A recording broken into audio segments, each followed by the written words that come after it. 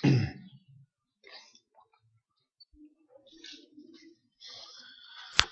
الله الرحمن الرحيم. الحمد لله رب العالمين، الصلاة والسلام على أشرف الأنبياء والمرسلين وعلى آله وأصحابه أجمعين ومن تبعهم بإحسان إلى يوم الدين، أما بعد. محترم بھائیو اور دوستو، اس سے پہلے ہم نے سورۃ النساء کی آیت نمبر 50 تک پڑھا تھا. آج ہم آیت نمبر 51 سے 51 سے شروع کرتے ہیں. اللہ رب العزت کا ارشاد گرامی ہے: اعوذ باللہ من الشیطان الرجیم. الم تر الى الذین اوتوا نصیبا من الکتاب یؤمنون بالجبت والطاغوت ويقولون للذین كفروا هؤلاء اهدى من الذین آمنوا سبیلا اولئک الذین لعنهم الله ومن يلعن الله فلن تجد له نصيرا أم لهم نصيب من الملك فإذا لا يؤتون الناس نقيرا أم يحسدون الناس على ما آتاهم الله من فضله فقد آتينا آل إبراهيم الكتاب والحكمة وآتيناهم ملكا عظيما فمنهم من آمن به ومنهم من صد عنه وكفى بجهنم سعيرا إن الذين كفروا بآياتنا سوف نصليهم نارا كلما نضجت جلودهم بدلناهم جلودا غيرها ليذوقوا العذاب إن الله كان عزيزا حكيما والذين آمنوا وعملوا الصالحات سندخلهم جنات تجري من تحتها الأنهار خالدين فيها أبدا لهم فيها أزواج مطهرة وندخلهم ظلا ظليلا إن الله يأمركم أن تؤدوا الأمانات إلى أهلها وإذا حكمتم بين الناس أن تحكموا بالعدل إن الله نعم ما يعظكم به إن الله كان سميعا بصيرا يا أيها الذين آمنوا أطيعوا الله وأطيعوا الرسول وأولي الأمر منكم فإن تنازعتم في شيء فردوه إلى الله والرسول إن كنتم تؤمنون بالله واليوم الآخر ذلك خير وأحسن تأويلا. سورۃ النساء کی آیت نمبر 51 میں اللہ رب العزت ارشاد فرماتے ہیں: الم تر الی الذین اوتوا نصیبا من الکتاب، کیا آپ نے نہیں دیکھا ان لوگوں کی طرف جن کو کتاب کا کچھ علم دیا گیا. اور آپ جانتے ہیں کہ جن کو کتاب کا کچھ علم دیا گیا ان سے مراد کون ہیں؟ یہود و نصارہ.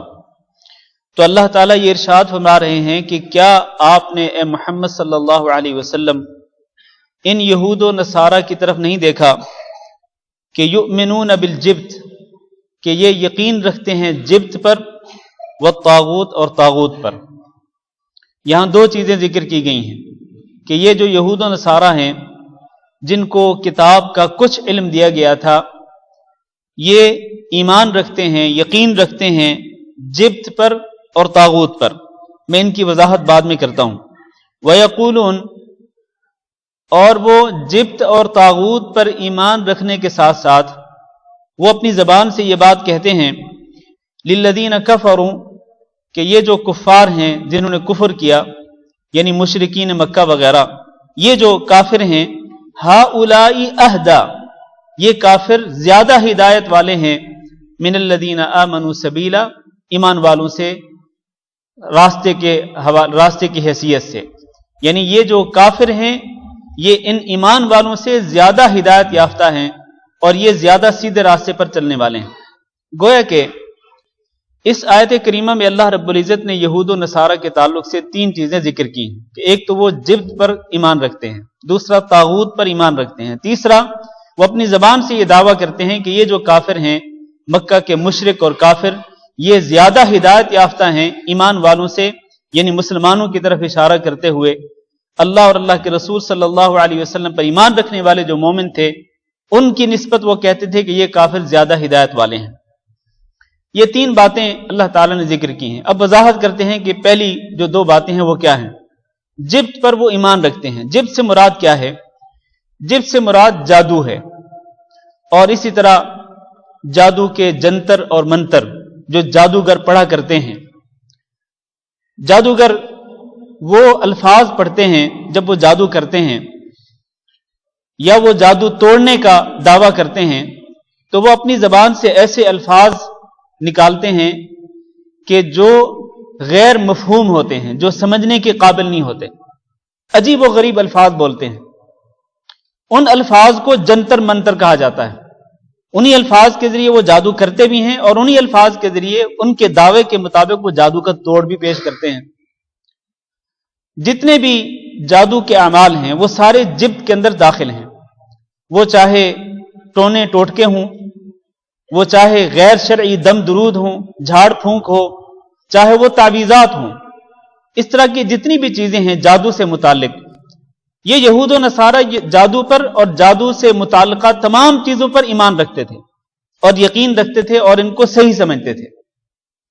اللہ تعالیٰ نے سورۃ البقرہ کے اندر بھی اسی چیز کا ذکر کیا ہے، وَاتَّبَعُوا مَا تَتْلُو الشَّيَاطِينُ عَلَى مُلْكِ سُلَيْمَانَ وَمَا كَفَرَ سُلَيْمَانُ وَلَكِنَّ الشَّيَاطِينَ كَفَرُوا يُعَلِّمُونَ النَّاسَ السِّحْرَ وَمَا أُنزِلَ عَلَى الْمَلَكَيْنِ بِبَابِلَ هَارُوتَ وَمَارُوتَ۔ اس آیت کریمہ کے اندر جس کی تفسیر ہم پہلے پڑھ چکے ہیں، اس میں بھی اللہ تعالیٰ نے یہود و نصارہ کی اسی چیز کا ذکر کیا ہے کہ وہ سحر جادو پر ایمان رکھتے تھے۔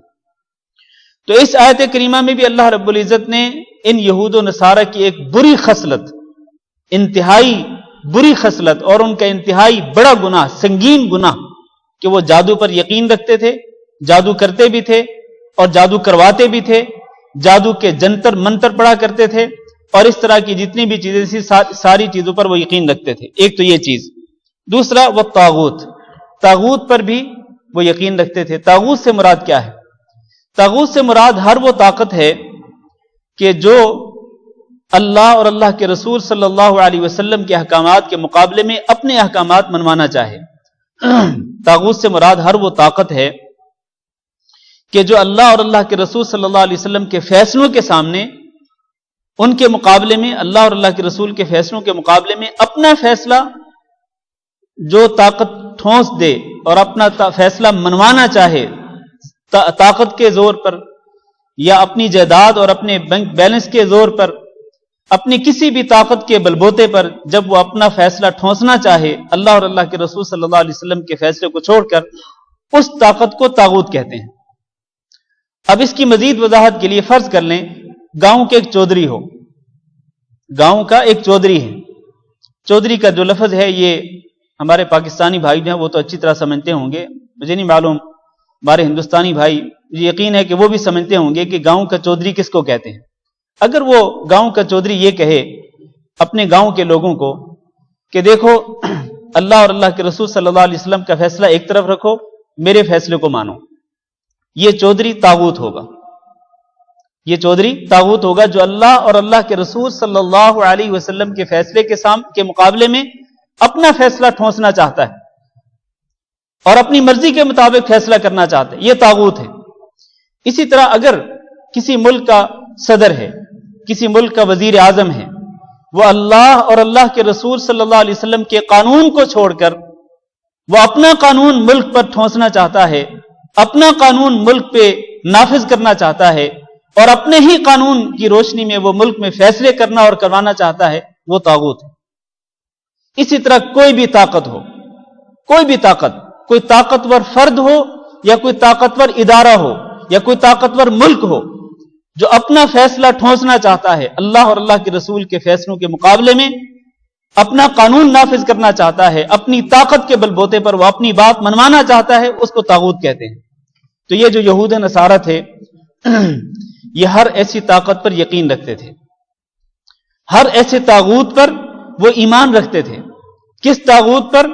کہ جو اپنی طاقت کے بلبوتے پر اللہ اور اللہ کے رسول کے فیصلے کو مؤخر کر دے اور اپنے فیصلے کو مقدم کر دے، اپنے فیصلے کو اور اپنے خود ساختہ قانون کو جو نافذ کرنا چاہتا ہو اس پر یقین رکھتے تھے یہود و نصارہ۔ یہ دو چیزیں ہوں گی۔ تیسری چیز یہود و نصارہ کی یہ بات کہ وہ کہتے تھے کہ یہ جو کافر ہیں، یہ جو مکہ کے مشرک ہیں، یہ ایمان والوں کی نسبت زیادہ ہدایت یافتہ ہیں۔ اور وہ یہ کب کہتے تھے؟ اس وقت کہتے تھے جب آپ کو یہ معلوم ہے کہ جب مکہ کے کافر اور مکہ کے مشرک جب مدینہ کے مسلمانوں پر حملہ کرتے اور ان کے خلاف کوئی سازش کرتے تو یہ جو مدینہ منورہ کے یہودی جو تھے یہ ان کا ساتھ دیتے تھے۔ مدینہ منورہ کے اندر جو یہودی آباد تھے وہ ان کافروں کا اور مشرکوں کا ساتھ دیتے تھے، باوجود اس کے کہ یہ ان کا ایک حلف نامہ بھی تھا ان کا مسلمانوں کے ساتھ کہ وہ اس طرح کی طاغوتی طاقتوں کا ساتھ نہیں دیں گے مسلمانوں کے خلاف، لیکن وہ بددیانتی اور خیانت کرتے ہوئے ہمیشہ ہر ایسی طاقت کا ساتھ دیتے تھے کہ جو مسلمانوں کو ملیا میٹ اور مسلمانوں کو ختم کرنا چاہتے ہیں۔ چنانچہ جب ان کی آپس میں ملاقات ہوتی، مشرکین کی، کفار مکہ کی اور یہودیوں کی جب ملاقات ہوتی تو مشرکین مکہ پوچھا کرتے تھے کہ اے یہودیوں تمہارے پاس کتاب کا علم ہے۔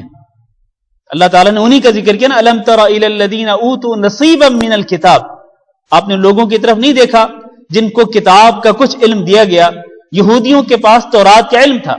مشرکین مکہ ان سے پوچھتے تھے یہودیوں سے کہ یہودیوں سچ سچ بتلاؤ، ہم صحیح ہیں، ہم ہدایت پر ہیں، یا یہ مسلمان جو مدینہ منورہ میں رہتے ہیں؟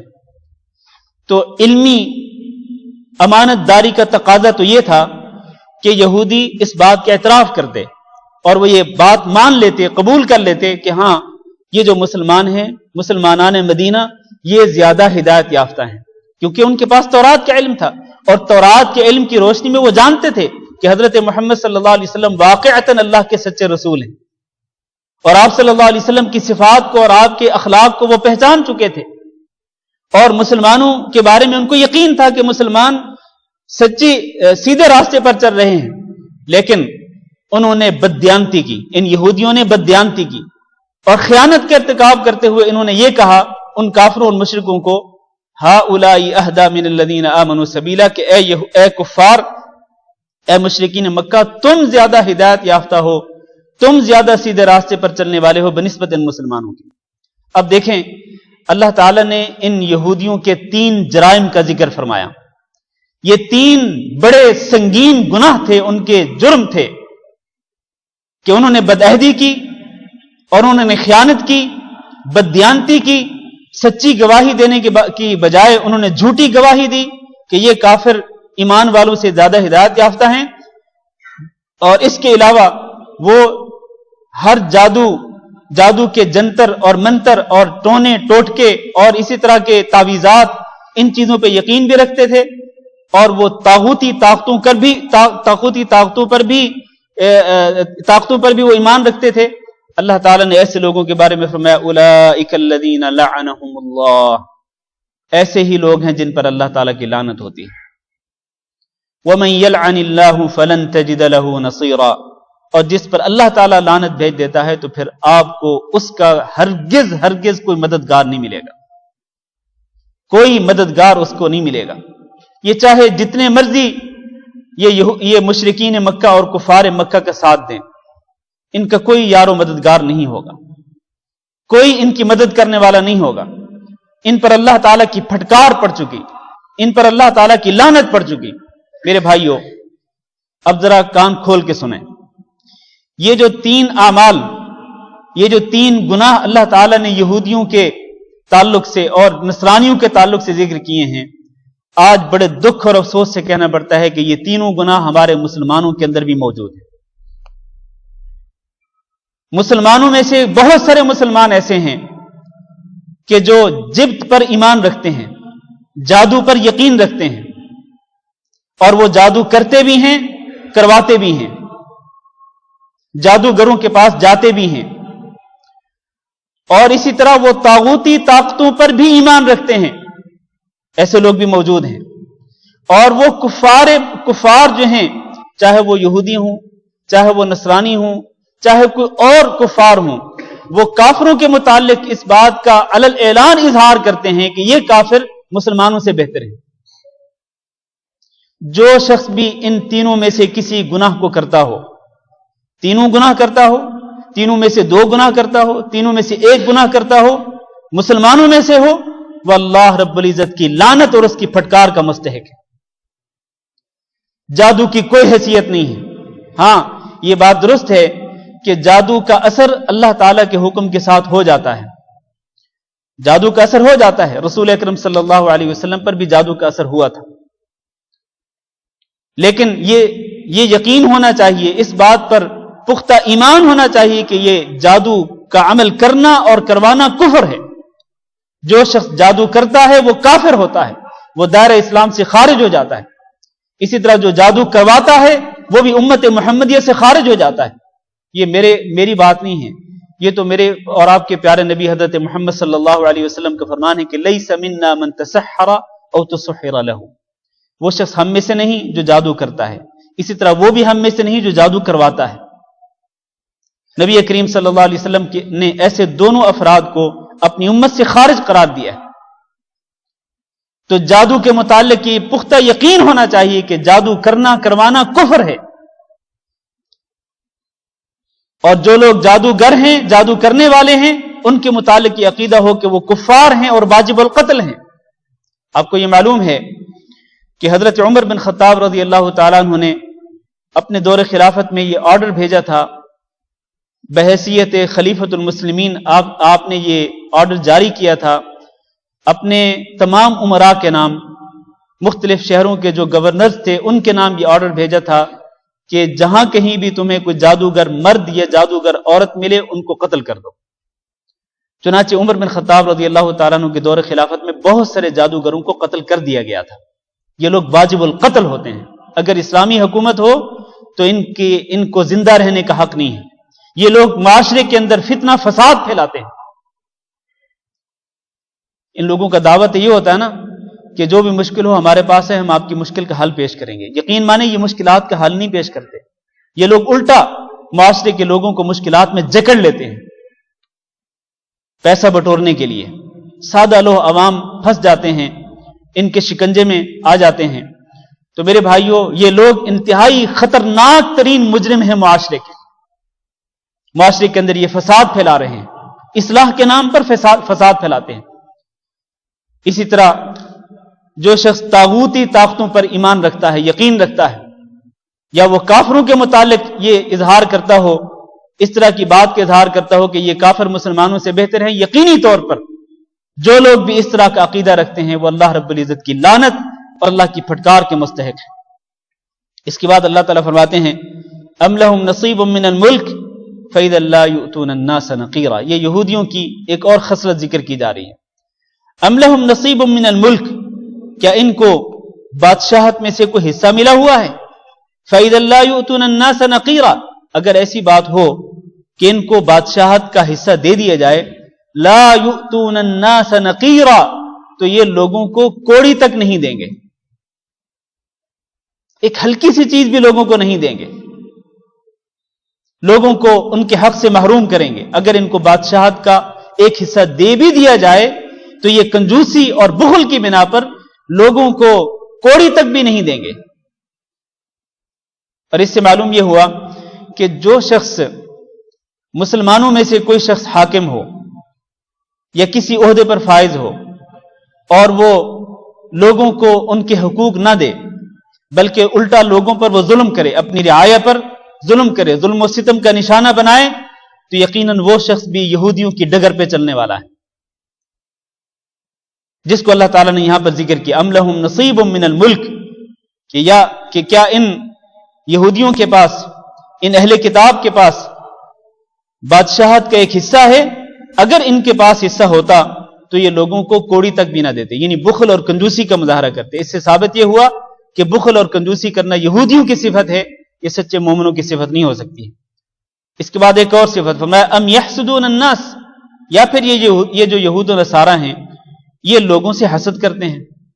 علی ما آتاہم اللہ من فضلہ، وہ جو اللہ تعالیٰ نے اپنے فضل سے ان کو نواز رکھا ہے، اور یہاں لوگوں سے مراد مسلمان ہیں، کہ کیا یہ یہود و نصارہ مسلمانوں سے حسد کرتے ہیں اس بات پر کہ اللہ تعالیٰ نے ان کو اپنے فضل سے کیوں نوازا ہے، اللہ تعالیٰ نے ان کو دین برحق کیوں دیا ہے، اللہ تعالیٰ نے ان کی طرف حضرت محمد صلی اللہ علیہ وسلم کو کیوں مبعوث فرمایا، اللہ تعالیٰ نے ان مسلمانوں پر کتاب اللہ کو کیوں نازل فرمایا. یہ جو اللہ تعالیٰ کا فضل ہے نبی صلی اللہ علیہ وسلم کی روشنی کی شکل میں اور قرآن مجید کی شکل میں، یہ جو اللہ تعالیٰ نے ان کو اپنے فضل سے نوازا، کیا اس بات پر یہ مسلمانوں سے حسد کرتے ہیں؟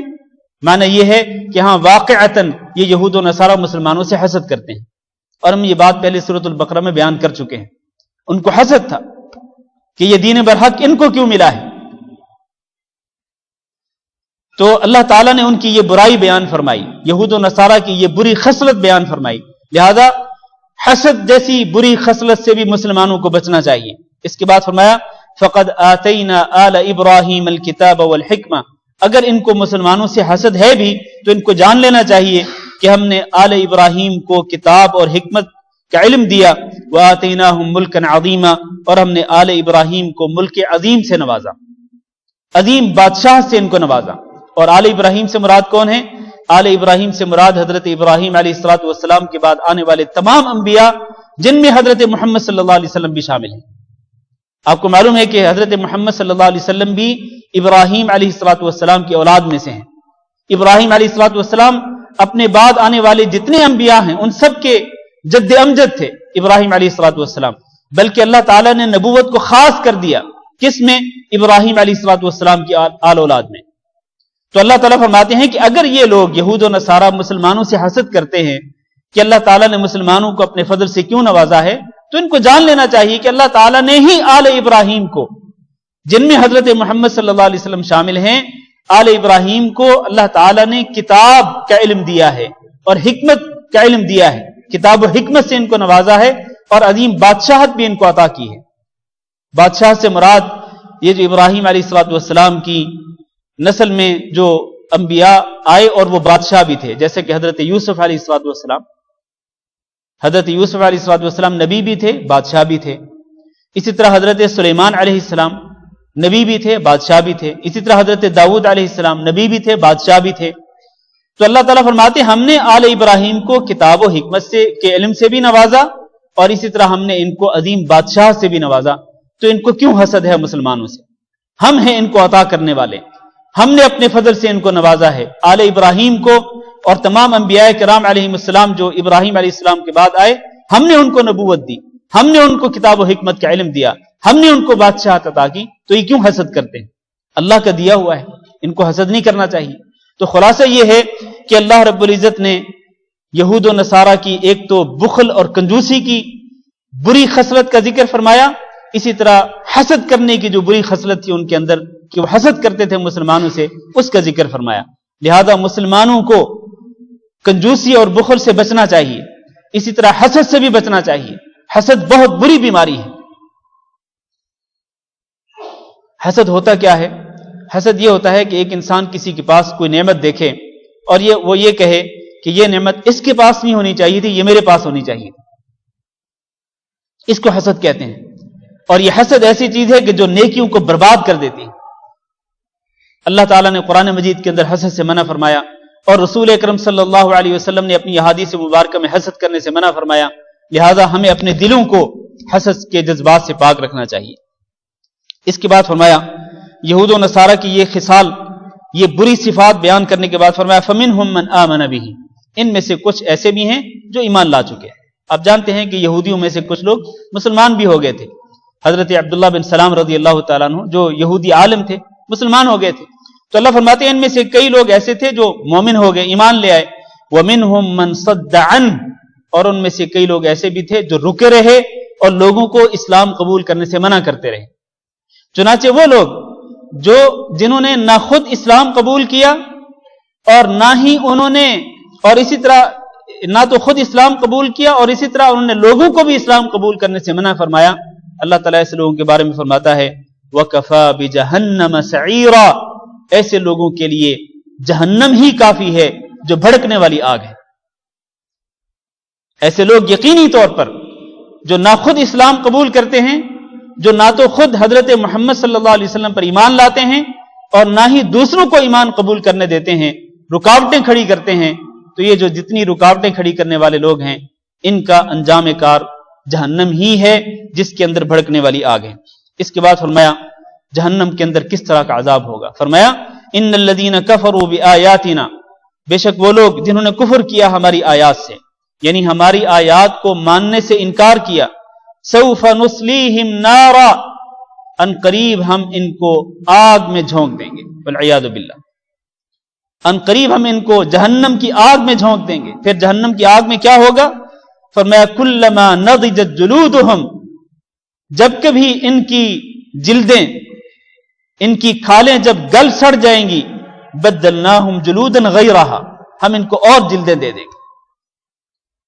ان کی جلدیں، ان کی کھالیں جب جہنم کی آگ میں جلتے ہوئے گل سڑ جائیں گی تو پھر یہ نہیں ہوگا کہ وہ گلی سڑی ہوئی جو جلدیں ہوں گی انہی کو ہی عذاب دیا جاتا رہے گا، نہیں، گلی سڑی ہوئی جلد جو ہے اس کو جب عذاب دیا جائے گا تو وہ تو محسوس نہیں ہوگا عذاب، اس لیے فرمایا بدلناہم جلودا غیرہا، ہم ان کی گلی سڑی ہوئی جلدوں کو ختم کر کے ان کی جگہ پہ دوسری جلدیں ان کو دے دیں گے، دوسری کھالیں ان کو پہنا دیں گے، پھر اللہ تعالیٰ ان کو عذاب دے گا۔ ایک جلد ختم ہوگی دوسری جلد اللہ تعالیٰ دے دے گا، دوسری جلد ختم ہوگی اللہ تعالیٰ تیسری جلد دے دے گا، اسی طرح اللہ تعالیٰ جلدیں بدل بدل کے ان کو عذاب دے گا، والعیاذ باللہ۔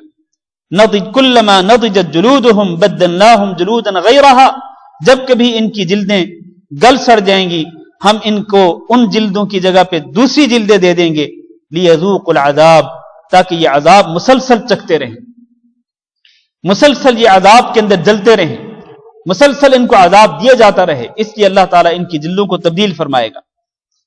اس کے بعد اللہ تعالیٰ فرماتے ہیں ان اللہ کان عزیزا حکیما، اللہ تعالیٰ ہی غالب ہے اور بہت ہی حکمت والا ہے۔ سو اللہ رب العزت نے کافروں کا انجام ذکر فرمایا کہ یہ کافروں کا انجام ہے، جہنم کی آگ جس کے اندر ان کی جلدوں کو تبدیل کیا جاتا رہے گا اور بار بار ان کو عذاب دیا جاتا رہے گا۔ کافروں کا انجام ذکر کرنے کے بعد اب اللہ رب العزت ایمان والوں کا انجام ذکر فرماتے ہیں، اور یہ قرآن مجید کا اسلوب ہے۔ اکثر و بیشتر جگہ پہ آپ دیکھیں گے اللہ تعالیٰ اگر کفار کا انجام یعنی جہنم کا ذکر کرتا ہے تو اللہ تعالیٰ ایمان والوں کا انجام جنت کا بھی ذکر کرتا ہے۔ اگر اللہ تعالیٰ پہلے اہل جنت کا ذکر کرتا ہے تو اس کے بعد اللہ تعالیٰ اہل جہنم کا ذکر کرتا ہے۔ یہ قرآن مجید کا اسلوب اور انداز ہے۔ تو یہاں اللہ تعالیٰ نے سب سے پہلے کافروں کا انجام یعنی جہنم اس کا ذکر فرمایا، اور جہنم کے اندر ان کو کس طرح عذاب دیا جائے گا اللہ تعالیٰ نے اس کا ذکر فرمایا۔ اس کے بعد فرمایا والذین آمنوا وعملوا الصالحات، اور جو لوگ ایمان لائے اور جو اچھے عمل کرتے رہے، ایمان کے ساتھ عمل صالح ضروری ہے۔ یہ دونوں چیزیں اللہ تعالیٰ قرآن مجید کے اندر ایک ساتھ ذکر فرماتا ہے۔ ان الذین آمنوا وعملوا الصالحات، یہاں بھی فرمایا والذین آمنوا وعملوا الصالحات، کہ جو لوگ ایمان لائے اور اچھے عمل کرتے رہے سندخلہم جنات تجری من تحتها الانہار، ہم ان قریب ان کو ان جنات کے اندر داخل کریں گے، ان باغات کے اندر داخل کر دیں گے کہ جن کے نیچے نہریں جاری ہیں، خالدین فیہا ابدا، اور یہ ایمان والے اور عمل صالح کرنے والے ان جنات کے اندر، ان باغات کے اندر ہمیشہ ہمیشہ رہیں گے۔ لہم فیہا ازواج مطہرہ، پھر ان باغات کے اندر اور ان جنات کے اندر کیسی کیسی نعمتیں ہوں گی؟ فرمایا لہم فیہا ازواج مطہرہ، اہل ایمان کے لیے، اہل جنت کے لیے ان جنتوں کے اندر بیویاں ہوں گی جو ہر قسم کی ناپاکی سے پاک ہوں گی، ہر قسم کی غلاظت سے، نجاست سے پاک ہوں گی، پاک باز بیویاں ان کو عطا کی جائیں گی۔ وَنُدْخِلُهُمْ ظِلًّا ظَلِيلًا، اور ہم ان کو گھنی چھاؤں میں داخل کر دیں گے۔ اہل جنت کو، ایمان والوں کو، عمل صالح کرنے والوں کو ہم ان سایوں کے اندر داخل کر دیں گے کہ جہاں پر دھوپ کا نام و نشان نہیں ہوگا، یعنی جنت کی نعمتوں سے اللہ تعالیٰ نوازے گا۔ اللہ تعالیٰ سے دعا کرتے ہیں کہ اللہ رب العزت ہمیں بھی جنت الفردوس کی نعمتیں نصیب فرمائے۔ اس کے بعد فرمایا ان اللہ یأمرکم ان تؤدوا الامانات الی اہلہا، بے شک اللہ تعالیٰ تمہیں حکم دیتا ہے۔ ذرا آیت کریمہ کے الفاظ پہ غور کیجئے، ان اللہ یأمرکم، اللہ نے یہ نہیں فرمایا کہ میں تمہیں حکم دیتا ہوں، نہیں، فرمایا ان اللہ یأمرکم، بے شک اللہ تمہیں حکم دیتا ہے۔ میں حکم دیتا ہوں اور اللہ حکم دیتا ہے، یہ الفاظ میں فرق ہے۔ اگر اللہ تعالیٰ یہ فرماتا نا کہ میں حکم دیتا ہوں، پھر بھی مطلب یہی تھا کہ اللہ حکم دے رہا ہے، لیکن اللہ نے یہ نہیں فرمایا، فرمایا ان اللہ، بے شک اللہ تمہیں حکم دیتا ہے۔ اس کا مطلب یہ ہے کہ اللہ تعالیٰ اپنے اس حکم کو اپنی پوری عظمت کے ساتھ بیان کرنا چاہتا ہے۔ جس طرح اللہ تعالیٰ عظیم ہے، اسی طرح اللہ تعالیٰ اپنی عظمت کے ساتھ اپنے حکم کو ذکر کرنا چاہتا ہے۔ معنی یہ ہے کہ جب سننے والے سنیں تو ان کے دلوں کے اندر اللہ کے حکم کی عظمت پیدا ہو کہ یہ حکم بہت بڑا حکم ہے، یہ حکم بہت عظمت والا ہے۔ جس طرح اللہ تعالیٰ خود عظیم الشان ہے، اسی طرح اللہ تعالیٰ کا حکم بھی عظیم الشان ہے۔ تو وہ کیا اللہ تعالیٰ کا حکم ہے؟ اللہ تعالیٰ اپنے حکم کو بڑا کر کے بیان کرتے ہوئے فرماتے ہیں ان اللہ یأمرکم، اللہ تعالیٰ تمہیں حکم دیتا ہے ان تؤدوا الامانات الی اہلہا، کہ تم امانتوں کو لٹا دو ان لوگوں کی طرف جو ان کے اہل ہیں، جو ان امانتوں کے اہل ہیں، جو ان امانتوں کے حقدار ہیں، ان کی طرف ان امانتوں کو لٹا دو۔ اور امانتوں سے مراد کون سی امانتیں ہیں میرے بھائیو؟ ایک تو اس سے مراد وہ امانت ہے کہ جو ایک بھائی دوسرے بھائی کو دیتا ہے، کہتا ہے کہ یہ میری امانت آپ کے پاس ہے، آپ نے یہ امانت مجھے واپس کرنی ہے، چاہے وہ نقدی پیسے ہوں، چاہے وہ سونے کے زیورات ہوں، چاہے وہ چاندی کے زیورات ہوں، چاہے وہ موبائل ہو، چاہے وہ کوئی بھی چیز ہو، مہنگی چیز ہو یا گھٹیا چیز ہو، کوئی بھی چیز اگر کوئی بھائی کسی کے پاس امانت کے طور پر رکھتا ہے تو اللہ تعالیٰ فرماتے ہیں اس امانت کو لٹا دو اس آدمی کی طرف جو اس کا مالک ہے، جو اس کا حقدار ہے۔ لہذا امانت میں خیانت نہ کرو، اور امانت اسی طرح واپس کر دو جس طرح تمہیں سونپی گئی ہے، اس کے اندر کوئی خیانت نہ کرو۔ آپ کو معلوم ہے کہ امانت کے اندر خیانت کرنا کس کی صفت ہے؟ کس کی صفت ہے؟ منافق کی صفت ہے۔ منافق کی جو 3 یا 4 نشانیاں ذکر کی گئی ہیں، ان نشانیوں میں سے ایک نشانی کہ جب اس کو امانت سونپی جاتی ہے تو اس کے اندر وہ خیانت کرتا ہے۔ تو امانت میں خیانت کرنا کسی منافق کی صفت تو ہو سکتی ہے، کسی مومن کی صفت نہیں ہو سکتی۔ تو اللہ تعالیٰ نے فرمایا کہ امانتیں لٹا دو، امانتیں واپس کر دو، جس طرح تمہیں سونپی گئی، جس طرح وہ امانتیں تمہیں دی گئی اسی طرح تم واپس کر دو، اور کوئی خیانت نہ کرو۔ ایک تو یہ امانت ہے۔ دوسری، اس امانت سے مراد کیا ہے؟ اس امانت سے مراد عہدہ اور منصب ہے، کہ عہدوں اور منصبوں کی جو امانتیں ہیں یہ ان کو دو، اور یہ عہدے اور منصب ان کو سونپ دو جو واقعتاً اہل ہوں اور ان عہدوں کے حقدار ہوں۔ کسی ایسے شخص کو یہ منصب اور عہدے کی امانت مت دو جو اس کا اہل نہ ہو۔ اور آپ جانتے ہیں کہ آج کل اکثر و بیشتر اس امانت میں خیانت کی جاتی ہے۔ ایک ایسے شخص کو عہدہ سونپ دیا جاتا ہے جو اس کا اہل نہیں ہوتا، چنانچہ وہ اس عہدے پر فائز ہونے کے بعد وہ خیانت کرتا ہے، پھر انہی لوگوں سے وہ مال لوٹتا ہے جنہوں نے ان کو یہ امانت سونپی ہوتی ہے۔ یہ جو ووٹ ہے یہ کیا ہے؟ یہ ایک امانت ہے۔ یہ ووٹ، اگرچہ اس پر بحث نہیں ہم کرتے کہ ووٹنگ کرنا اسلام کے اندر ہے یا نہیں، یہ ایک الگ مسئلہ ہے، لیکن میں ویسے یہ بات کر رہا ہوں کہ یہ جو ووٹ ہوتا ہے یہ ایک امانت ہوتا ہے۔ اگر آپ کسی اہل کو یہ ووٹ دیں گے تو ٹھیک ہے، یہ آپ نے امانت ادا کر دی، لیکن اگر آپ کسی چور کو، کسی ڈاکو کو، جس طرح کے عام طور پر یہ جو ووٹ مانگنے والے لوگ ہوتے ہیں ہمارے ملکوں کے اندر، عموماً ان میں سے زیادہ تر لوگ چور اور لفنگے اور ڈاکو ہوتے ہیں، تو لوگ ان کو ووٹ دیتے ہیں۔ جب آپ نااہل کو ووٹ دیں گے تو آپ اس امانت میں خیانت کر رہے ہیں۔ اللہ تعالیٰ نے فرمایا یہ جو عہدوں اور منصبوں کی جو امانتیں ہیں، یہ امانتیں ان کو سونپو جو ان کے واقعتاً اہل ہوں اور جو ان کے حقدار ہوں۔ اگر اہل لوگوں کو آپ عہدے اور منصب دیں گے تو وہ ان منصبوں پہ، ان عہدوں پہ فائز ہونے کے بعد وہ کیا کریں گے؟ وہ عدل و انصاف کریں گے، وہ عوام کو ان کے حقوق دیں گے، وہ عوام کے حقوق پہ ڈاکہ نہیں ڈالیں گے۔ لیکن اگر آپ نااہل آدمی کو، چور کو، ڈاکو کو یہ منصب سونپیں گے تو پھر وہ کیا کرے گا؟ وہ آپ کا مال چرائے گا، وہ آپ پر ڈاکہ زنی کرے گا، آپ کے خون پسینے کی کمائی جو ہے وہ اپنے بینک میں، اپنے بینک اکاؤنٹ میں جمع کرائے گا، نہ صرف اپنے ملک میں بلکہ باہر کے ملکوں کے اندر جو اس نے اکاؤنٹ کھولے ہوں گے ان اکاؤنٹوں کو وہ بھرے گا، وہ اپنے انہی پیسوں کے ساتھ جن کو وہ ان لوگوں سے لوٹے گا جن لوگوں نے اس کو ووٹ دیا ہوگا۔ تو اللہ تعالیٰ نے فرمایا ان اللہ یأمرکم، اور لوگوں سن لو، اللہ تمہیں حکم دے رہا ہے کہ تم یہ امانتیں جو ہیں، عہدوں اور منصبوں کی امانتیں، ان کو دیا کرو، ان کو سونپا کرو جو واقعتاً اہل ہوں ان منصبوں کے اور ان عہدوں کے۔ یہ دوسری تفسیر ہے اس امانت کی۔ اور تیسری تفسیر کیا ہے؟ تیسری تفسیر یہ ہے کہ یہ جو حقوق ہوتے ہیں ان حقوق کو ادا کرو۔ یہ حقوق بھی آپ پر امانت ہیں، آپ پر آپ کے والدین کے حقوق ہیں، آپ پر آپ کی بیوی کے حقوق ہیں، اور بیویوں پر ان کے خاوندوں کے حقوق ہیں، اور اسی طرح ماں باپ پر ان کی اولاد کے حقوق ہیں۔ ایک شخص اگر کسی کمپنی کا مدیر ہے، اس کے ماتحت کام کرنے والے جو لوگ ہیں، ماتحت کام کرنے والوں کے حقوق ہیں، جتنے بھی حقوق ہیں، والدین کے ہوں، رشتہ داروں کے ہوں، عام مسلمانوں کے ہوں، یہ حقوق امانتیں ہیں۔ اللہ تعالیٰ نے حکم دیا کہ لوگوں، اللہ تعالیٰ تمہیں حکم دے رہا ہے کہ یہ جو حقوق ہیں ان کو ادا کرو اور کسی کی حق تلفی نہ کرو۔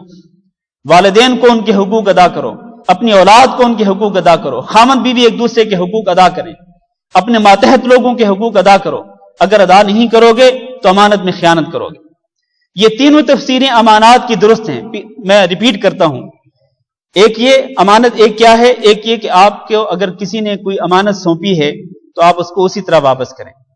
کوئی چیز آپ کے پاس امانت کے طور پر رکھی ہے، آپ اسی طرح اس کو واپس کریں۔ ایک تو یہ تفسیر ہے۔ دوسرا، عہدے اور منصب کی جو امانت ہے یہ بھی آپ اس کو دیں جو اس کا اہل ہو۔ اور تیسری چیز یہ ہے کہ حقوق ادا کریں۔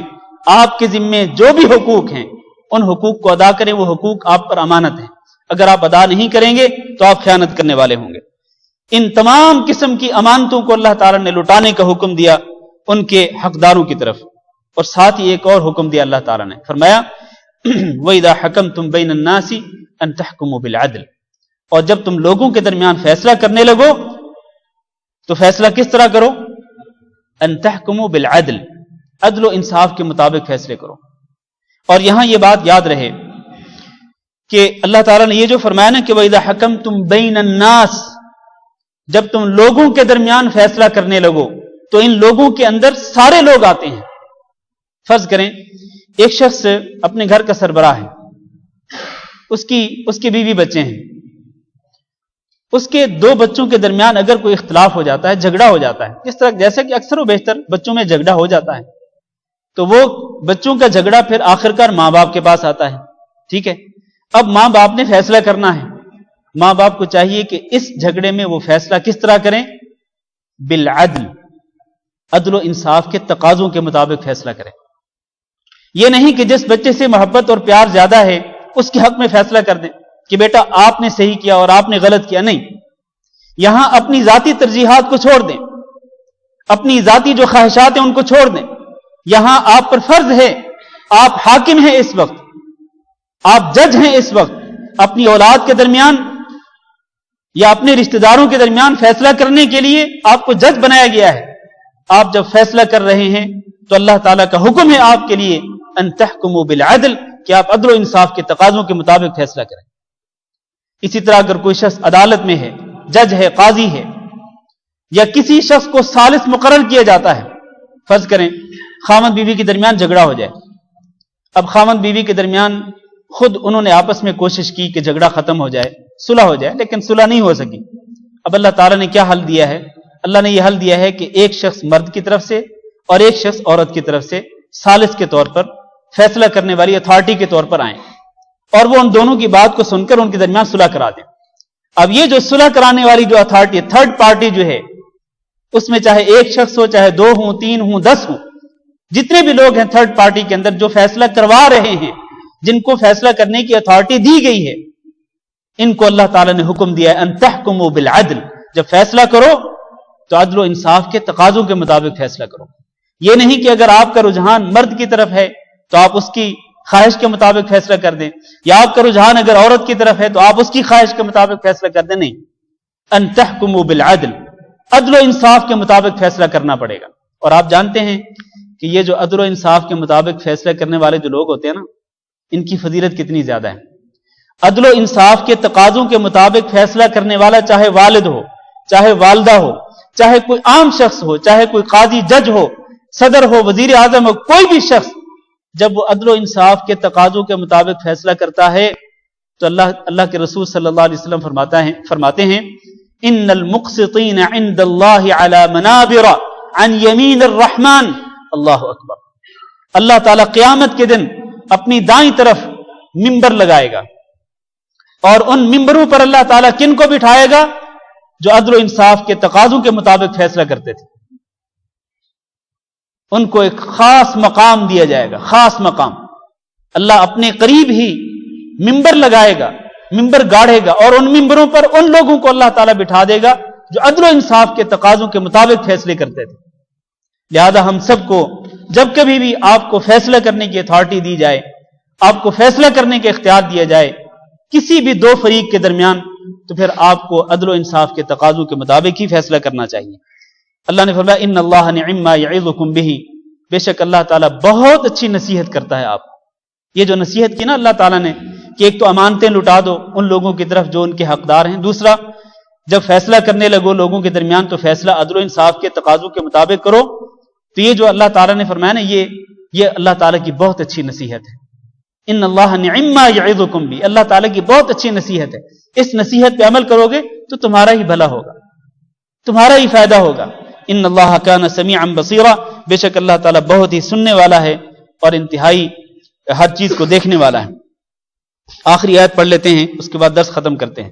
یا ایھا الذین آمنوا، اے ایمان والو، اور یہاں بھی آپ کو کان کھول کر کے سننا چاہیے۔ میں پہلے بھی کئی بار عرض کر چکا ہوں، جب اللہ تعالیٰ کی طرف سے پکار آتی ہے، ایمان والوں کو اللہ تعالیٰ ندا دیتا ہے، تو ایمان والوں کو کان کھول کے توجہ کے ساتھ سننا چاہیے، کیونکہ اس کے بعد یا تو اللہ تعالیٰ کسی خیر کا حکم دیتے ہیں یا پھر کسی شر سے منع کرتے ہیں۔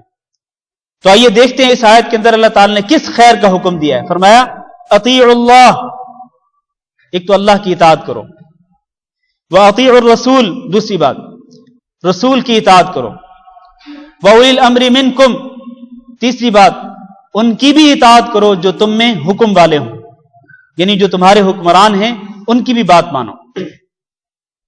تین باتیں اللہ نے ارشاد فرمائی۔ اس کے بعد فرمایا فَإِن تَنَازَعْتُمْ فِي شَيْءٍ، چوتھی بات کہ اگر کسی بھی مسئلے میں تمہارا نزاع ہو جائے، آپس میں تمہارے جھگڑا ہو جائے، اختلاف ہو جائے، تو کیا کرو؟ اس اختلاف اور جھگڑے کو ختم کرو۔ کس طرح؟ فَرُدُّوهُ إِلَى اللَّهِ وَالرَّسُولِ، اس مسئلے کو اللہ اور اللہ کے رسول کی طرف لٹا دو۔ ان کنتم تؤمنون باللہ والیوم الآخر، اگر تم واقعتاً اللہ پر اور آخرت کے دن پر ایمان رکھنے والے ہو تو پھر اپنے اختلافی مسائل کو اللہ کی طرف اور اللہ کے رسول کی طرف لٹا دو، اگر واقعتاً تم مومن ہو تو۔ ذالک خیر واحسن تأویلا، اگر تم ایسا کرو گے تو یہ بہتر ہوگا، واحسن تأویلا، اور انجام کے لحاظ سے یہ بہت اچھا ہوگا۔ میرے عزیز بھائیو توجہ سے سنیے گا، اس آیت کریمہ کے اندر اللہ رب العزت نے اسلامی سیاست کے 4 اصول ذکر کیے ہیں۔ اسلامی سیاست، اسلامی نظام حکمرانی جو ہے اس کے 4 اصول ذکر فرمائے ہیں۔ پہلا اصول کیا ہے؟ پہلا اور دوسرا اصول، دونوں اصول اکٹھے ذکر کیے گئے، وہ یہ ہیں کہ اللہ اور اللہ کے رسول کی اطاعت کرنی ہے۔ اطاعت اور فرما برداری اسلامی نظام حکومت کے تحت کس کی ہوگی؟ اللہ کی ہوگی اور اللہ کے رسول صلی اللہ علیہ وسلم کی ہوگی۔ لہذا اطاعت و فرما برداری کے اختیار صرف اور صرف اللہ کے پاس اور اللہ کے رسول صلی اللہ علیہ وسلم کے پاس ہے۔ میں یہ بات اسلامی نظام حکومت کے حوالے سے کیوں کر رہا ہوں؟ اس لیے کر رہا ہوں کہ آج کل اکثر و بیشتر ممالک میں کیا ہو رہا ہے، اکثر و بیشتر اسلامی ممالک کے اندر ان ملکوں کی جو پارلیمنٹ ہوتی ہیں، جو پارلیمانی ادارے ہوتے ہیں، جو اسمبلیاں ہوتی ہیں، وہ اسمبلیاں جو قانون بنا دیتی ہیں، انہی قوانین کے مطابق ہی، اسمبلیوں کے خود ساختہ قوانین کے مطابق ہی ضروری ہوتا ہے کہ عدالتیں، اس ملک کی عدالتیں فیصلہ کریں۔ تو یہ سراسر غلط ہے، یہ بالکل غیر اسلامی چیز ہے۔ اللہ تعالیٰ نے جو حکم دیا وہ یہ ہے کہ اللہ کی فرما برداری کرو اور رسول اکرم صلی اللہ علیہ وسلم کی فرما برداری کرو۔ اس کا معنی یہ ہے کہ اقتدار اعلیٰ کا جو مستحق ہے اور جو حقدار ہے وہ صرف اللہ تعالیٰ ہے، اور اس اقتدار اعلیٰ کے فیصلوں کو آگے پہنچانے والا جو ہے وہ کون ہے؟ وہ رسول اکرم صلی اللہ علیہ وسلم۔ لہذا اللہ کی اطاعت ہونی چاہیے اور اللہ کے رسول صلی اللہ علیہ وسلم کی فرما برداری ہونی چاہیے۔ اللہ کے کلام کو قانون کی حیثیت دینی چاہیے اور رسول اکرم صلی اللہ علیہ وسلم کے فرمان کو قانون کی حیثیت دینی چاہیے۔ صرف اور صرف اللہ کا کلام اور اللہ کے رسول کا فرمان ہی کسی اسلامی ملک کا آئین اور دستور ہو سکتے ہیں۔ آئین اور دستور وہ نہیں جو ارکان پارلیمنٹ بنائیں، نہیں، ارکان پارلیمنٹ تو بشر ہیں، انسان ہیں، وہ کسی قانون کو تشکیل دینے میں، قانون بنانے میں وہ غلطی بھی کھا سکتے ہیں، جو چیز غلطی سے پاک ہے وہ کیا ہے؟ وہ اللہ تعالیٰ کی کتاب ہے اور رسول اکرم صلی اللہ علیہ وسلم کا فرمان ہے، اللہ کا کلام اور نبی صلی اللہ علیہ وسلم کی احادیث مبارکہ، یہ غلطی سے پاک ہے۔ جو چیز غلطی سے پاک ہیں وہ قانون ہیں، وہ دستور ہیں، وہ اسلامی مملکت کا آئین ہے۔ آئین کی حیثیت اگر حاصل ہے اسلامی مملکت میں تو وہ قرآن کو حاصل ہے اور رسول اللہ صلی اللہ علیہ وسلم کے فرمان کو حاصل ہے۔ لہذا اللہ تعالیٰ نے حکم دیا کہ اے ایمان والو، تم اللہ کی کتاب پہ عمل کرو اور اللہ کے رسول صلی اللہ علیہ وسلم کی احادیث پہ عمل کرو۔ اس کے ساتھ ساتھ اللہ کی اطاعت، اللہ کے رسول کی اطاعت، اللہ کی کتاب پر عمل، رسول اکرم صلی اللہ علیہ وسلم کی احادیث پہ عمل، اس کے ساتھ ساتھ ایک تیسری چیز فرمایا وَأُولِي الْأَمْرِ مِنْكُمْ، اپنے حکمرانوں کی بھی بات مانا کرو۔ لیکن یہاں آپ غور کریں، اللہ تعالیٰ نے یہ نہیں فرمایا کہ یا ایھا الذین آمنوا اطیعوا اللہ واطیعوا الرسول واطیعوا اولی الامر منکم۔ اطیعوا کا جو لفظ ہے یہ اللہ کے لیے ہے اور رسول کے لیے ہے، اس کے بعد اولی الامر کے لیے یہ لفظ نہیں بولا گیا۔ کیوں نہیں بولا گیا؟ اس کی وجہ یہ ہے کہ اولی الامر یعنی حکمرانوں کی جو اطاعت و فرمانبرداری ہے وہ در حقیقت اللہ اور اللہ کے رسول کی اطاعت کے تابع ہے۔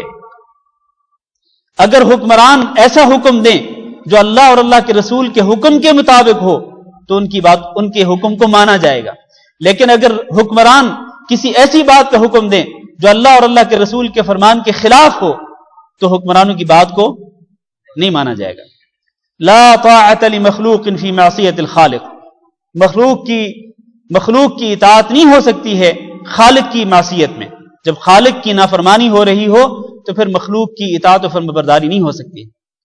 تو گویا کہ تیسری چیز جس کا اللہ تعالی نے حکم دیا ہے اسلامی مملکت میں، اسلامی نظام حکومت میں اصول کے طور پر جس کو اللہ نے ذکر کیا وہ یہ ہے کہ اللہ کی اطاعت ہو، اللہ کے رسول کی اطاعت ہو، قرآن اور حدیث کو بطور آئین اور بطور دستور قبول کیا جائے اور قرآن اور حدیث کے قانون پر عمل کیا جائے۔ اس کے ساتھ ساتھ حکمران جو بات اللہ اور اللہ کے رسول کے فرمان کے مطابق کریں ان کی اس بات پہ عمل کیا جائے، اور جو بات اللہ اور اللہ کے رسول کے فرمان کے خلاف کہیں تو ان کی اس بات کو چھوڑ دیا جائے۔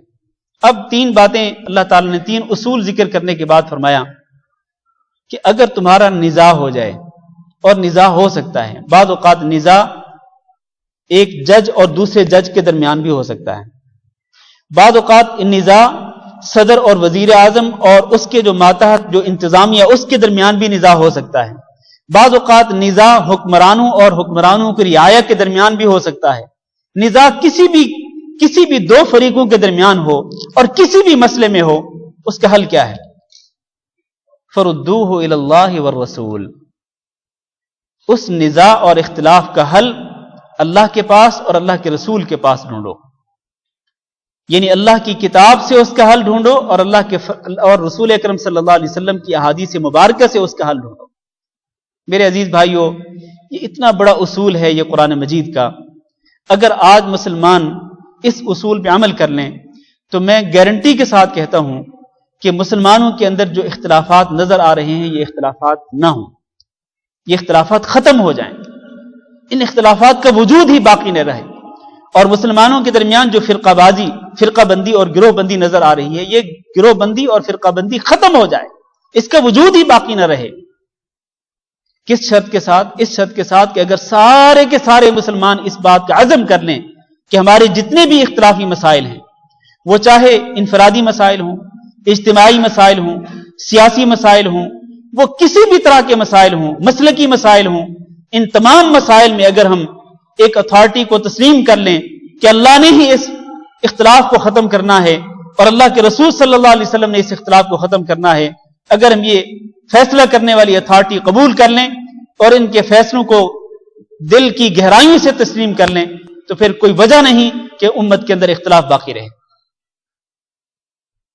پھر امت کے اندر اختلاف کا وجود ختم ہو جائے گا، یہ نزاعات ختم ہو جائیں گے، یہ جھگڑے ختم ہو جائیں گے۔ تو اس لیے اللہ تعالیٰ کے اس اصول پہ عمل کرنا چاہیے، لیکن اس پہ عمل کون کرے گا؟ ان کنتم تؤمنون باللہ والیوم الآخر، جو سچے ایمان والے ہیں نا، اللہ پر سچا ایمان رکھنے والے اور آخرت پر سچے ایمان رکھنے والے جو لوگ ہیں وہی اس حل کو قبول کریں گے۔ اور جہاں تک وہ لوگ ہیں جن کے ایمان میں خلل پایا جاتا ہے تو وہ اس فیصلے کو قبول نہیں کریں گے، وہ اس حل کو قبول نہیں کریں گے۔ وہ اگر کوئی مسئلہ پوچھنے جائیں گے تو وہ یہ کہیں گے کہ ہمیں فلاں امام کی فقہ کی روشنی میں اس مسئلے کا حل بتلائیں۔ حالانکہ مومن کے ذمے یہ ہے، مومن کے شایان شان یہ ہے کہ وہ جب مسئلہ پوچھے تو وہ قرآن و حدیث کی روشنی میں عالم سے سوال کرے اور اس سے اس مسئلے کا حل طلب کرے۔ وہ یہ نہ کہے کہ فلاں امام کی فقہ کی روشنی میں مجھے بتلائیں کہ اس مسئلے کا حل کیا ہے۔ ان کنتم تؤمنون باللہ والیوم الآخر، اگر تمہیں واقعتاً اللہ پر ایمان ہے اور آخرت کے دن پر ایمان اور یقین ہے تو پھر تم اپنے تمام اختلافی مسائل کو اللہ کی طرف اور رسول اکرم صلی اللہ علیہ وسلم کی طرف لٹا دو، یعنی کتاب و سنت کی طرف لٹا دو۔ ذالک خیر و احسن تأویلا، یہ بہت بہتر ہے اور انجام کے لحاظ سے بہت اچھا ہے۔ اگر تم اس طرح کرو گے تو تمہارا انجام بہت اچھا ہوگا، لیکن اگر تم اس روش کو چھوڑ دو گے، اس ڈگر کو چھوڑ دو گے، اس طرز عمل کو چھوڑ دو گے اور دوسرا طرز عمل اختیار کرو گے اور پھر اس طرز عمل کو اختیار کرتے ہوئے مسلمانوں کے اندر اختلافات کو بڑھاؤ گے، فرقہ بندی اور گروہ بندی کو ہوا دو گے، تو پھر یقیناً تمہارا انجام اچھا نہیں ہوگا، انجام بہت برا ہوگا۔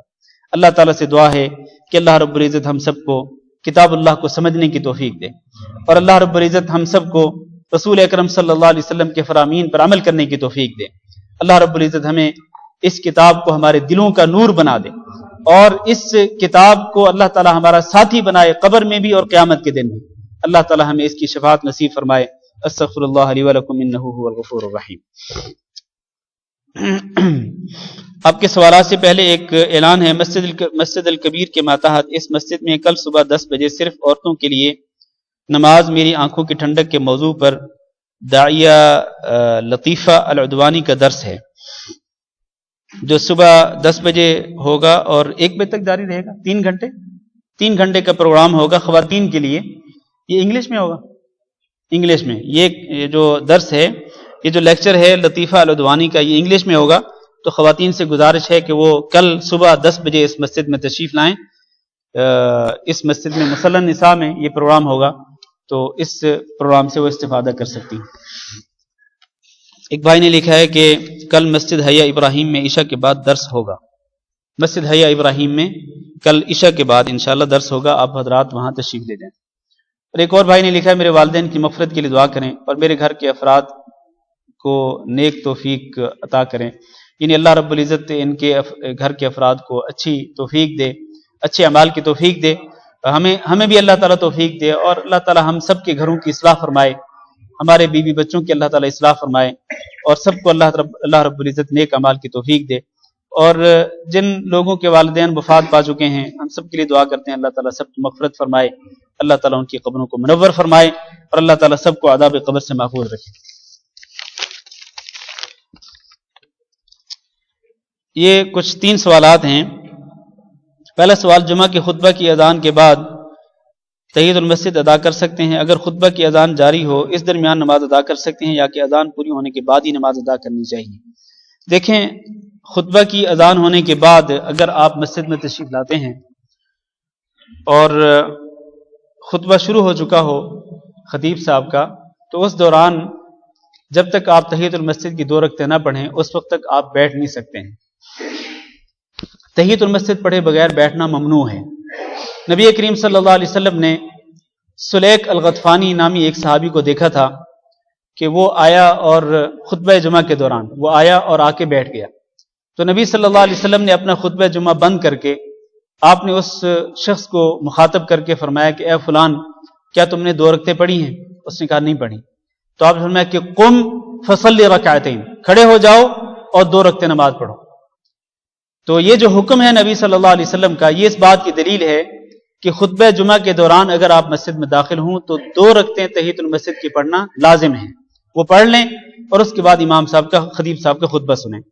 اگر آپ اذان کے دوران آتے ہیں، اذان ہو رہی ہو، تو کیا اذان کے دوران ہی 2 رکعتیں پڑھنا شروع کر دینا چاہیے یا پھر اذان ختم ہونے کے بعد اذان ختم ہونے کا انتظار کرنا چاہیے؟ تو اس کا جواب یہ ہے کہ جیسے ہی آپ مسجد میں داخل ہوں اسی وقت ہی آپ تحیۃ المسجد کی 2 رکعتیں شروع کر دیں، کیونکہ جب اس کے بعد اگر آپ فرض کریں آپ انتظار کرتے ہیں تو انتظار کرنے کے بعد جب خطبہ شروع ہوگا تو خطبے کو سننا ضروری ہے، جبکہ اذان کو سننا ضروری نہیں ہے۔ تو اذان کے دوران آپ 2 رکعتیں پڑھ لیں، اور جب امام کا خطبہ، خطیب کا خطبہ شروع ہو تو اس کے دوران جو ہے وہ خاموشی سے وہ خطبہ سنیں۔ دوسرا سوال یہ ہے کہ اکثر لوگ مسجد میں داخل ہونے پر اونچی آواز میں سلام کرتے ہیں یا پھر ہلکی آواز میں سلام کر کے داخل ہونا چاہیے؟ دیکھیں، اگر مسجد میں داخل ہوں اور مسجد میں لوگ بیٹھے ہوئے ہوں تو آپ ان کو سلام کہہ سکتے ہیں، اونچی آواز سے بھی کہہ سکتے ہیں، کوئی حرج نہیں، بس شرط یہ ہے کہ نماز پڑھنے والوں کی نماز میں تشویش نہ ہو۔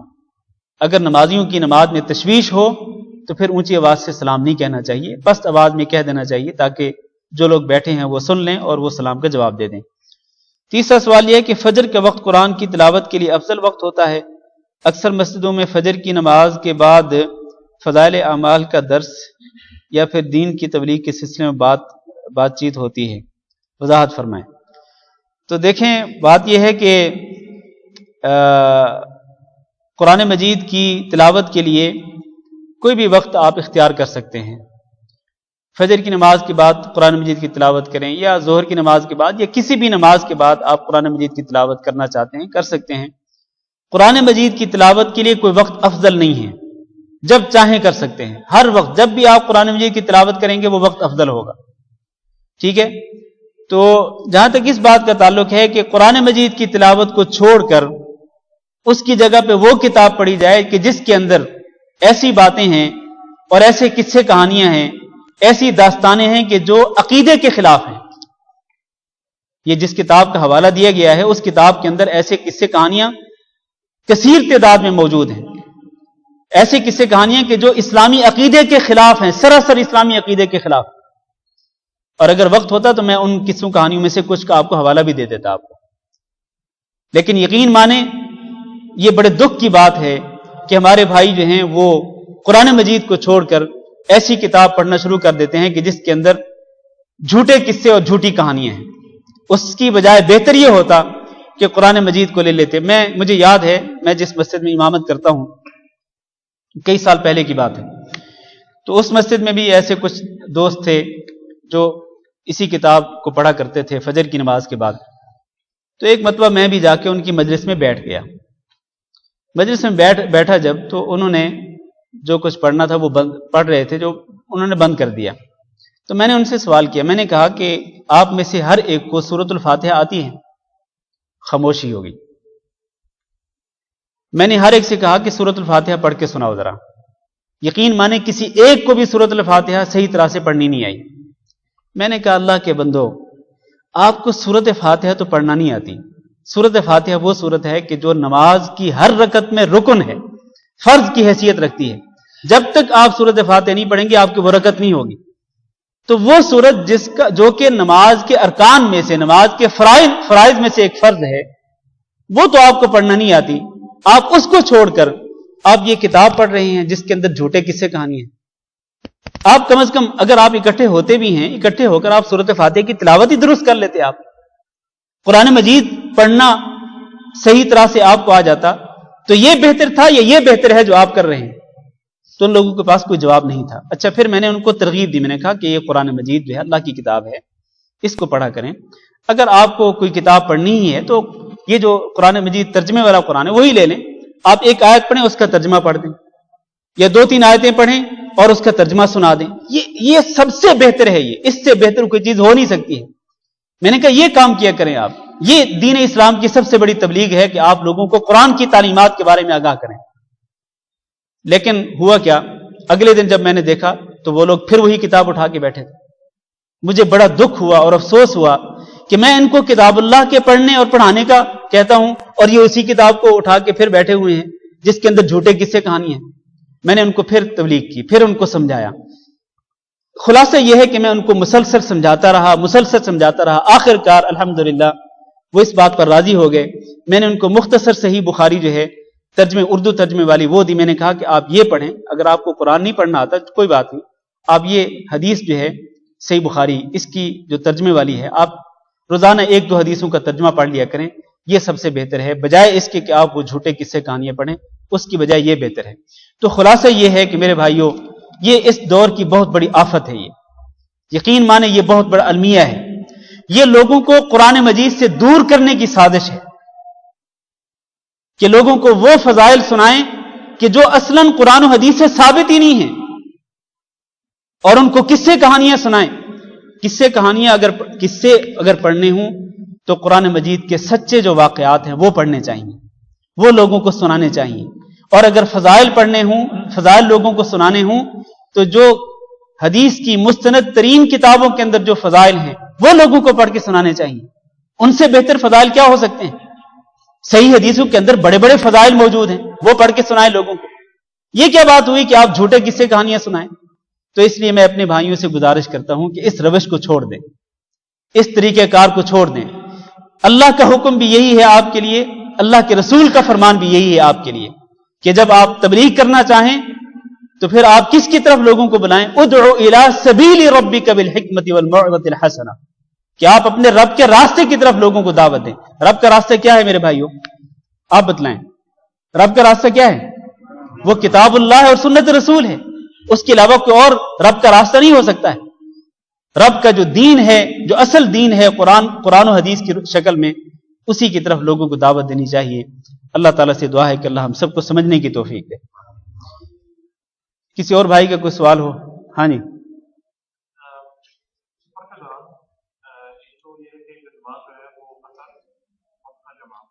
لیکن اگر آپ یہاں پہ آپ کو یعنی جیسے اگر ہم لوگ یہاں پہ کسی اور شہر میں جا رہے ہیں، راستے میں جمع کرنے کا ہے یا پھر جب پہنچ بھی جائیں وہاں پہ جمع کرنے کا؟ ہاں جی، بھائی نے سوال یہ کیا ہے کہ سفر کے دوران نماز قصر پڑھنے اور نماز جمع کرنے کی جو سہولت ہے یہ کب ہے؟ جب آپ سفر جاری رکھے ہوئے ہیں، آپ راستے میں ہیں، تو صرف راستے میں ہی آپ نے اس سہولت سے فائدہ اٹھانا ہے کہ نماز قصر بھی کر لیں اور جمع بھی کر لیں، یا پھر آپ کی جو منزل ہے، جس جگہ پہ آپ پہنچنا چاہتے ہیں، سفر کر کے آپ جانا چاہتے ہیں، اس جگہ پہ پہنچ کر بھی، منزل مقصود پر پہنچ کر بھی آپ اس سہولت سے فائدہ اٹھا سکتے ہیں؟ تو اس کا جواب یہ ہے کہ جہاں تک راستے کا تعلق ہے، راستہ چاہے کتنا لمبا کیوں نہ ہو اور کتنی مدت کا کیوں نہ ہو، چاہے وہ راستہ گھنٹوں میں طے ہوتا ہو، چاہے وہ راستہ دنوں میں طے ہوتا ہو، جب تک آپ راستے میں ہیں تو اس وقت تک آپ مسلسل نمازوں کو قصر بھی کر سکتے ہیں اور نمازوں کو جمع بھی کر سکتے ہیں۔ یہ سہولت مسافر کو حاصل ہے۔ جہاں تک اس بات کا تعلق ہے کہ اگر آپ کسی منزل پہ پہنچ کر رک جاتے ہیں تو وہاں پہنچ کر بھی، وہاں رک کر بھی کیا آپ اس سہولت سے فائدہ اٹھا سکتے ہیں یا نہیں؟ تو اس کا جواب یہ ہے کہ اس کے لیے ایک مدت ہے، اور مدت یہ ہے، اور اس مدت میں اختلاف پایا جاتا ہے کہ آپ کتنی مدت کسی جگہ پہ سٹے کرتے ہیں۔ تو بعض اہل علم یہ کہتے ہیں کہ اگر آپ کا شروع سے ارادہ ہے کسی ایک جگہ پہ 4 دن رہنے کا، 4 دن تک سٹے کرنے کا ارادہ ہے، تو پھر آپ کو شروع سے نماز پوری پڑھنی پڑے گی۔ اگر آپ کو 4 دن سے کم دن رہنا ہے، مثلا 1 دن رہنا، 2 دن رہنا، 3 دن رہنا ہے، تو پھر آپ ساری نمازیں قصر کر سکتے ہیں، جمع بھی کر سکتے ہیں۔ اچھا، کچھ لوگ یہ مدت جو ہے وہ اس سے زیادہ بیان کرتے ہیں، کچھ لوگ 15 دن کہتے ہیں، کچھ لوگ 10 دن کہتے ہیں، لیکن صحیح بات یہ ہے جو صحیح بخاری میں ایک حدیث موجود ہے عبداللہ بن عباس رضی اللہ تعالیٰ عنہ کی، وہ یہ ہے کہ اگر آپ کا کسی منزل پہ، کسی جگہ پہ شروع سے آپ کا یہ ارادہ ہو کہ آپ اس جگہ پہ 19 دن سے کم رہیں گے، 19 دن یا 19 دن سے کم رہیں گے، 18 دن، 17 دن، 16 دن، 19 سے کم دن، 19 یا 19 سے کم دن اگر آپ رہنا چاہتے ہیں، آپ کو پتہ ہے کہ مجھے یہاں پر 17، 18 دن، 19 دن تک رہنا ہے، تو پھر آپ مسلسل نمازیں قصر کر سکتے ہیں اور جمع بھی کر سکتے ہیں۔ لیکن اگر آپ کا ارادہ ہو کہ آپ کو 19 دن سے زیادہ رہنا ہے، 20 دن، 21 دن، 22 دن رہنا ہے کسی ایک جگہ کے اوپر، تو پھر آپ کو شروع سے نمازیں پوری پڑھنی ہوں گی اور آپ کو نمازیں اپنے وقت پر ادا کرنی ہوں گی، پھر آپ نمازیں جمع نہیں کر سکتے ہیں۔ تو یہ مسئلہ ہے اس کا، قصر کا اور نمازیں جمع کرنے کا۔ کوئی اور سوال کسی کا؟ ہاں جی۔ ہاں، فاصلہ جو ہے اس کے بارے میں بھی اختلاف پایا جاتا ہے۔ بعض اہل علم جو ہیں، بلکہ جمہور ائمہ دین جو ہیں، ان کے نزدیک 48 میل اس کی مسافت ہے۔ سفر کی مسافت جو ہے وہ 48 میل ہونی چاہیے۔ 48 میل کہہ رہا ہوں میں، 48 کلومیٹر نہیں کہہ رہا ہوں۔ 48 میل اگر مسافت ہو تو اس مسافت پر آپ قصر کر سکتے ہیں، اگر اس سے کم ہو تو نہیں کر سکتے۔ یہ جمہور اہل علم کا موقف ہے۔ لیکن صحیح بات یہ ہے، میں عموماً جو مسائل، جن مسائل میں اختلاف ہوتا ہے تو میں اختلاف ذکر کر دیتا ہوں، کیونکہ اختلافی مسائل کے اندر کچھ وسعت ہوتی ہے اور گنجائش ہوتی ہے، لچک ہوتی ہے، تو اس لیے میں ایک ہی موقف ذکر نہیں کرتا۔ ताकि ऐसा ना हो कि किसी ऐसे मसले को मैं तंग कर दूं जो खुला हो। इस्लाम के अंदर उसकी वसत मौजूद हो तो उसको तंग नहीं करना चाहिए, उसकी लचक को खत्म नहीं करना चाहिए। जो सही बात है वो ये है कि अगर आपको 3 मील की मसाफत पर जाना है, 3 मील 9 मील की मसाफत पे जाना है, 3 फरसख हैं वो, और 3 फरसख के 9 मील बनते हैं। हजरत अनस रज़ी अल्लाह ताला अन्हु की हदीस मौजूद है सही मुस्लिम के अंदर कि आप सल्लल्लाहु अलैहि वसल्लम जब 3 फरसख की मसाफत पे जाते थे, यानी 9 मील की मसाफत पे जाते थे, तो आप सल्लल्लाहु अलैहि वसल्लम कसर करते थे। तो लिहाजा 9 मील, कम अज कम 9 मील आपको तय करने हो, सफर करना हो, तो फिर आप नमाज में कसर कर सकते हैं और नमाज जमा भी कर सकते हैं। अगर 9 मील से कम मसाफत हो तो फिर वहां पर आप जमा नहीं कर सकते और कसर नहीं कर सकते। हाँ जी।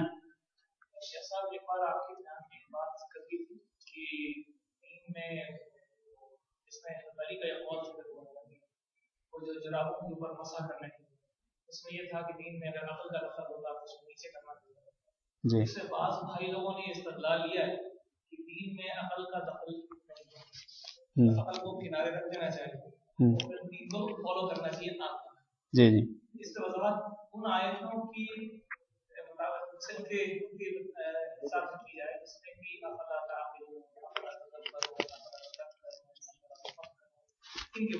सही।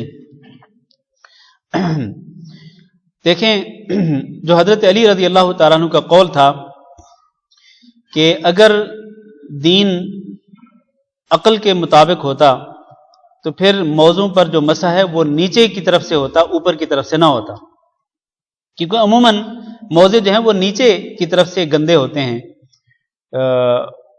मैले होते हैं, ऊपर की तरफ से नहीं होते हैं। तो अगर अकल का दखल होता तो फिर मसा नीचे की तरफ से होना चाहिए, तो ऊपर की तरफ से ना होता। लेकिन हजरत अली रज़ी अल्लाह ताला अन्हु दर हकीकत ये बात बयान करना चाहते थे कि दीन के अंदर अकल का दखल इस तरह नहीं है कि अकल जो है उसको रुकावट बना लिया जाए।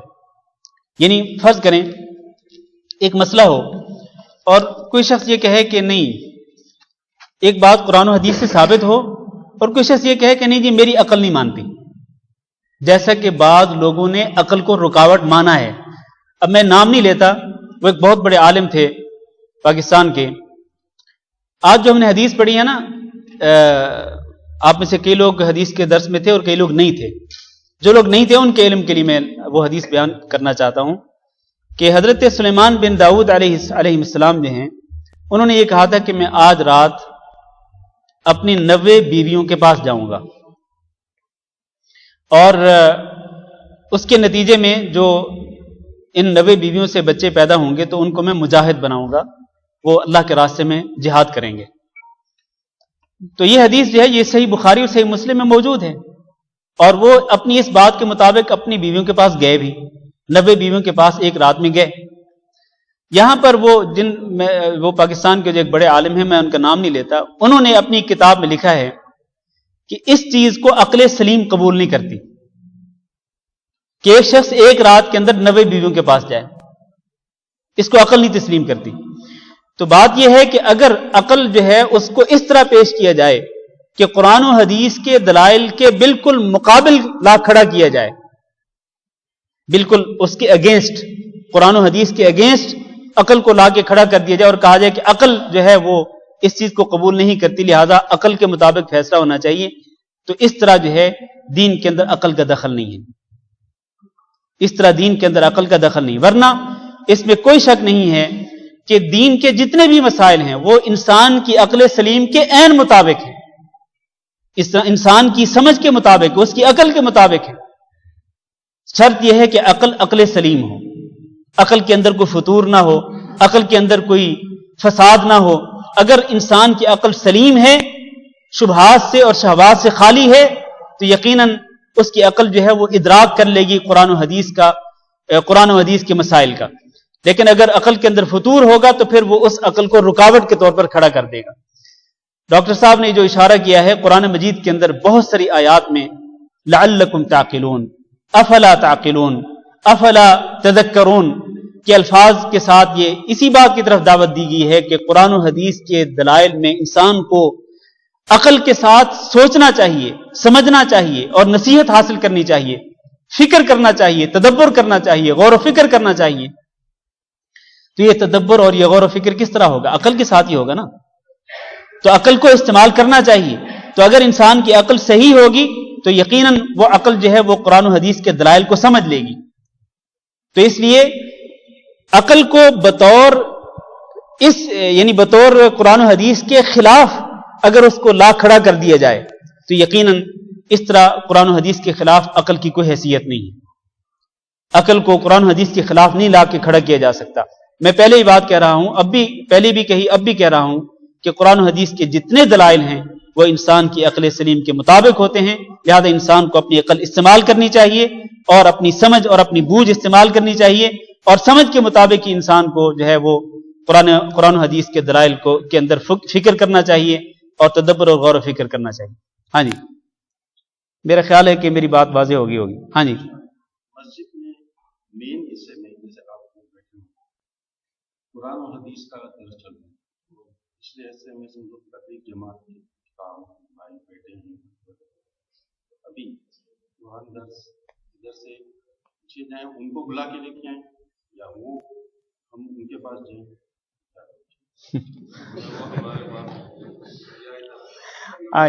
یا تو ہم ان کے پاس چلے جائیں یا پھر وہ ہمارے پاس آ جائیں. جی جی جی بات صحیح ہے آپ کی کہ جب قرآن و حدیث بیان کیا جا رہا ہو تو قرآن و حدیث کے درس کو چھوڑ کر کے الگ سے ایک مجلس بنا لینا اور اس میں وہی کتاب پڑھنا جس میں وہ قصے کہانیاں ہیں، تو یہ بہت ہی افسوس کی بات ہے، انتہائی افسوس اور دکھ کی بات ہے. ہونا یہ چاہیے کہ ایسے لوگوں کو بھی ایسے ہی درس میں شامل ہو جانا چاہیے کہ جس میں قرآن و حدیث کو بیان کیا جا رہا ہو، یا پھر کم از کم اگر وہ اس کو صحیح نہیں سمجھتے تو کم از کم ہمیں سمجھائیں، پھر ہمیں سمجھائیں کہ بھئی آپ جو کہہ رہے ہیں وہ غلط کہہ رہے ہیں اور ہمارے پاس جو چیز ہے وہ صحیح ہے، تو ہمیں سمجھائیں، یا وہ ہم سے سمجھیں یا پھر ہمیں سمجھائیں. یہی ہو سکتا ہے نا، اور تو کچھ نہیں ہو سکتا ہے. تو ایسے بھائیوں کو محبت پیار کے ساتھ دعوت دینی چاہیے کہ بھائی یہ جو قرآن و حدیث کا درس ہو رہا ہے اسی کو آپ سنیں، اسی کو فالو کریں. تو اچھے انداز سے اگر آپ دعوت دیں گے تو ہو سکتا ہے اللہ رب العزت آپ کے ذریعے کسی کو ہدایت دے دے. ہاں جی، بس آخری سوال ہے، اس پر انشاءاللہ ختم کرتے ہیں.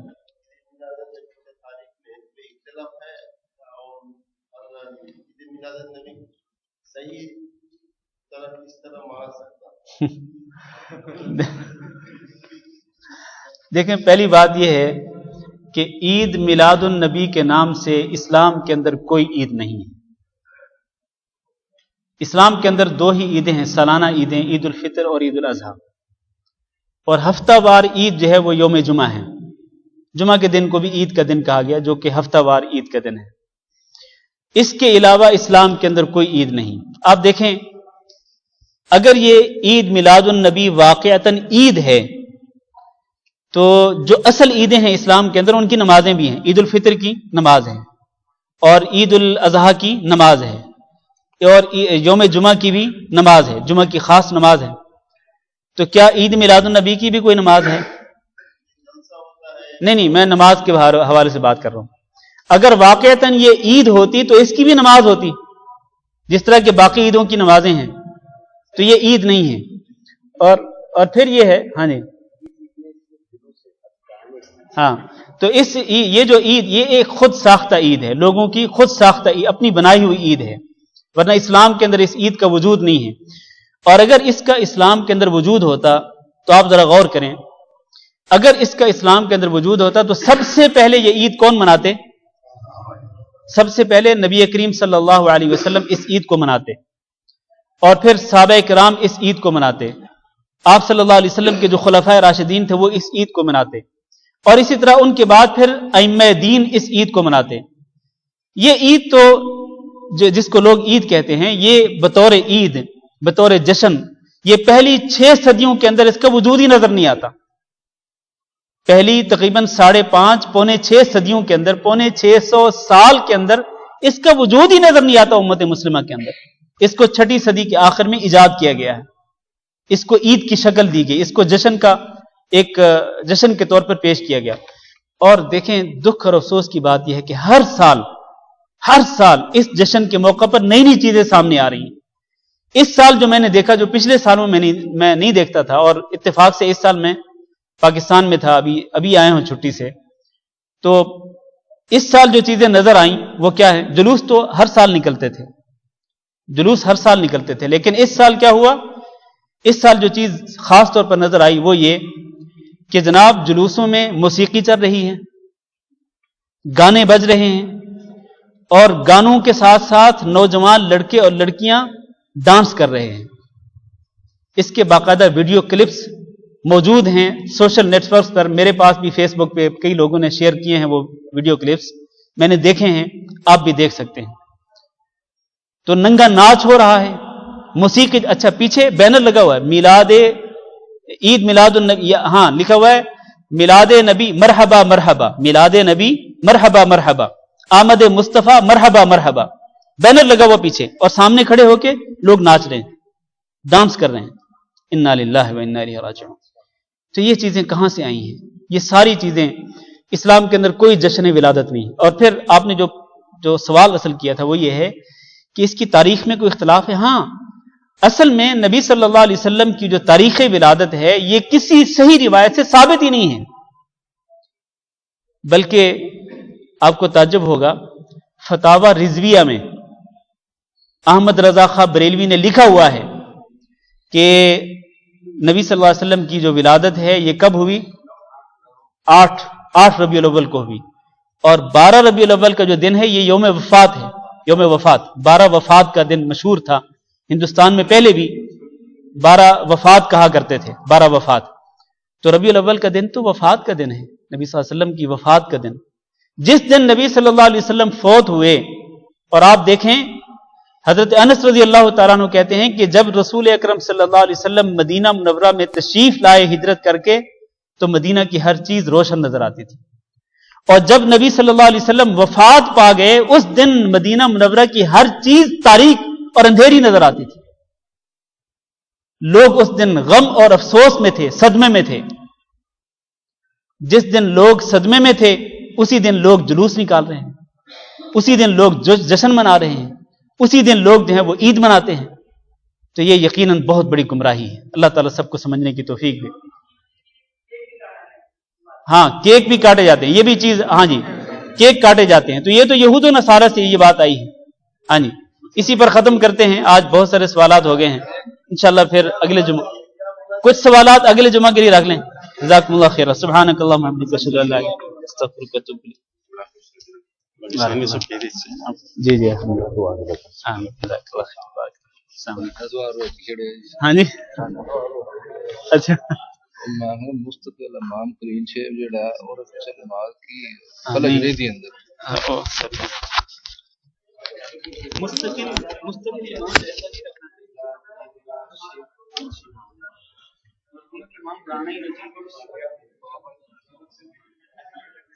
आप लेकर मानने और मजबूरन पढ़नी भी और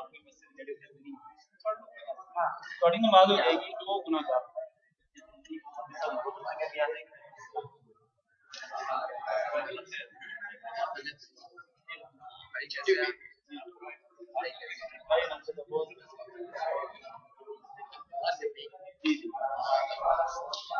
सारे गलत लेकिन वाला का है या वो गलत करता है, खाना पकाता है, ये गलत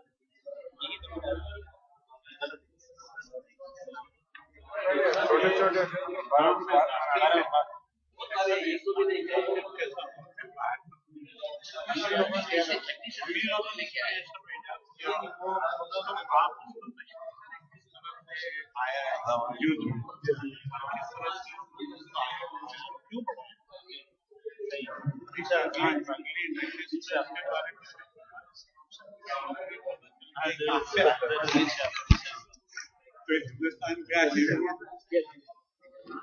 हिंदुस्तान का हिंदू तो नहीं आया दाखिल करने के लिए।